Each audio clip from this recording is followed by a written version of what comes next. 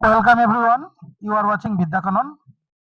এই পর্বে আমরা ম্যাথ প্যাডাগজি থেকে অর্থাৎ গণিত প্যাডাগজি থেকে খুবই গুরুত্বপূর্ণ 20টি প্রশ্ন নিয়ে আলোচনা করব। চলো দেরি না করে শুরু করি আজকের পর্ব। দেখো, 1 নম্বর প্রশ্ন, গণিতের বিভিন্ন ধারণা ব্যাখ্যা করতে পারা কোন সামর্থ্যের বহিঃপ্রকাশ? জ্ঞানমূলক, বোধমূলক, প্রয়োগমূলক, দক্ষতামূলক। সঠিক উত্তরটি হলো অপশন নম্বর বি, বোধমূলক। পরবর্তী প্রশ্ন 2 নম্বর, জন ডিউই প্রবর্তিত শিক্ষার পদ্ধতিটি হলো প্রদর্শন পদ্ধতি, প্রকল্প পদ্ধতি, সমস্যা সমাধান পদ্ধতি, উপরের কোনটি নয়। সঠিক উত্তরটি হলো অপশন নম্বর সি, সমস্যা সমাধান পদ্ধতি। এগুলো তথ্যমূলক প্রশ্ন, তোমরা অবশ্যই এগুলো খুব ভালো করে মনে রাখবে, প্রশ্নগুলি খুবই গুরুত্বপূর্ণ। গণিত বিষয়ে সামূহিক মূল্যায়ন বলতে বোঝায় শিক্ষণের জন্য মূল্যায়ন, শিক্ষণ পদ্ধতির মূল্যায়ন, শিক্ষণ পদ্ধতিতে মূল্যায়ন, উপরে সবগুলি সঠিক। তাহলে সঠিক উত্তরটি হবে অপশন নম্বর সি, শিক্ষণ পদ্ধতিতে মূল্যায়ন। তাহলে গণিত বিষয়ে সামূহিক মূল্যায়ন বলতে কি বোঝায়? শিক্ষণ পদ্ধতিতে মূল্যায়ন। 4 নম্বর প্রশ্ন, আইডেন্টিক্যাল এলিমেন্ট কথাটি গণিত শিক্ষণের ক্ষেত্রে নিচের কোন বিষয়টির সঙ্গে সম্পর্ক যুক্ত? শিক্ষার্থীদের মধ্যে ঈর্ষা, দলগত আদেশ, শিখন সঞ্চালন, একই প্রকার প্রশ্ন দেওয়া। সঠিক উত্তরটি হলো অপশন নম্বর সি, শিখন সঞ্চালন। পরবর্তী প্রশ্ন 5 নম্বর,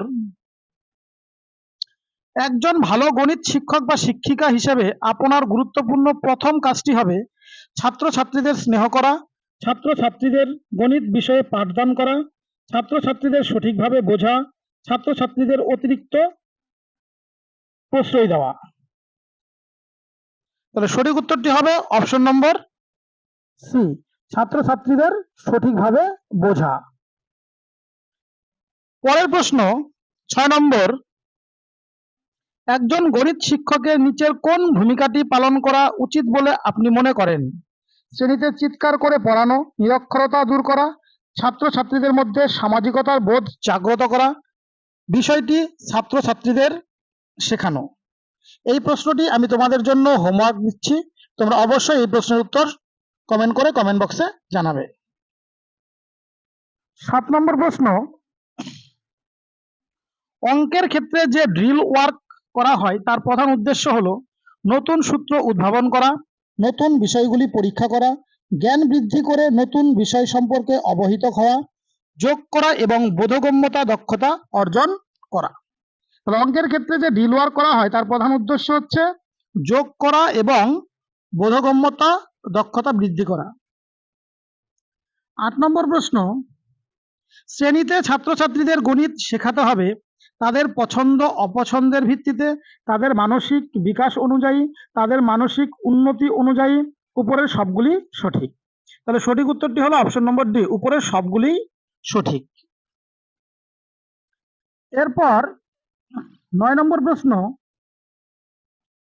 দ্বিতীয় শ্রেণীতে অ্যাবাকাসের ব্যবহার করলে নিম্নলিখিত কোন বিষয়টি বোধগম্য হয় না? গণনার ক্ষেত্রে বিশ্লেষণাত্মক ধারণা আনা, ত্রুটি ছাড়া সংখ্যাগুলিকে পড়া, সংখ্যাগুলিকে ভাষার দ্বারা লিখে ফেলা, একটি সংখ্যার সঠিক অবস্থান নির্ণয় করা। যেহেতু প্রশ্নে বলেছে বোধগম্য হয় না, তাহলে সঠিক উত্তরটি হবে অপশন নম্বর সি, সংখ্যাগুলিকে ভাষার দ্বারা লিখে ফেলা। পরবর্তী প্রশ্ন 10 নম্বর, শিক্ষার্থীদের জ্যামিতিক আকার ও সংজ্ঞা মনে রাখার সমস্যা দূর করার জন্য একজন শিক্ষকের কর্তব্য হলো বিভিন্ন সংজ্ঞা মুখস্থ করার উপর জোর দেওয়া, দলগত আলোচনায় উৎসাহ প্রদান করা, শিক্ষার্থীদের বিভিন্ন জ্যামিতিক সংজ্ঞা জিজ্ঞেস করা, বিভিন্ন ধরনের কাজ যেমন ক্রসওয়ার্ড প্যাজেল, জিন্স প্যাজেল তৈরি করা ও সমাধান করা প্রভৃতি।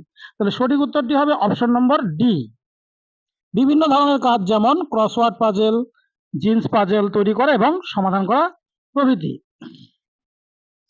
এর পরের প্রশ্ন দেখো, নিচের কোন সহায়ক উপকরণটি গণিত শিক্ষণের ক্ষেত্রে অধিক উপযোগী? শ্রুতি নির্ভর সহায়ক উপকরণ, পঠনযোগ্য সহায়ক উপকরণ, দৃষ্টি নির্ভর সহায়ক উপকরণ, দৃষ্টি ত্রুটি নির্ভর সহায়ক উপকরণ। আমি আশা করি তোমরা সকলেই এই প্রশ্নটির সঠিক উত্তর দিতে পারবে। তোমরা অবশ্যই সকলেই এই প্রশ্নটির সঠিক উত্তর কমেন্ট বক্সে জানাও। 12 নম্বর প্রশ্ন, আপনি একজন গণিত শিক্ষক বা শিক্ষিকা, চতুর্থ বা পঞ্চম শ্রেণীতে একটি অবসর ক্লাস পেলেন।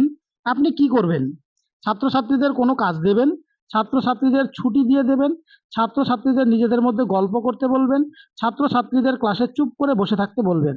সঠিক উত্তরটি হবে অপশন নম্বর এ, ছাত্রছাত্রীদের কোনো কাজ দেবেন।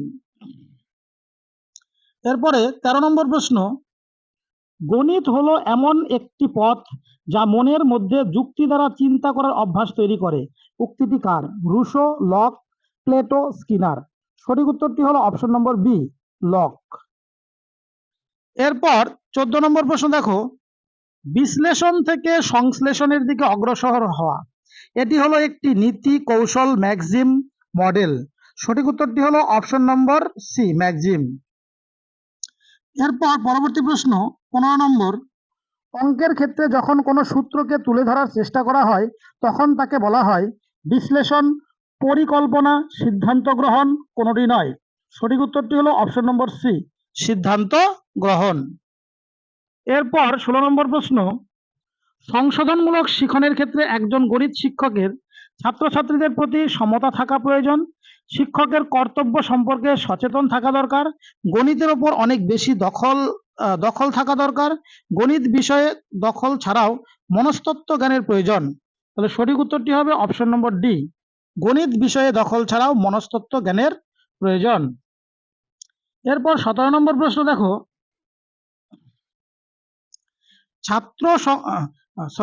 সংখ্যা শ্রেণী পুনরাবৃত্তি করতে পারা এই বিষয়টি ছাত্রছাত্রীদের কোন গুণের পরিচয় দান করে?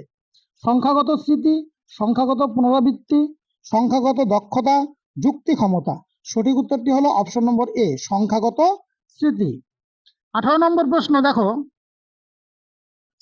চিন্তন পরীক্ষা এবং সংস্থাপনের মাধ্যমে যে বিষয়টি গঠিত হয়েছে তা হলো চিন্তন, এখানে কমা হবে,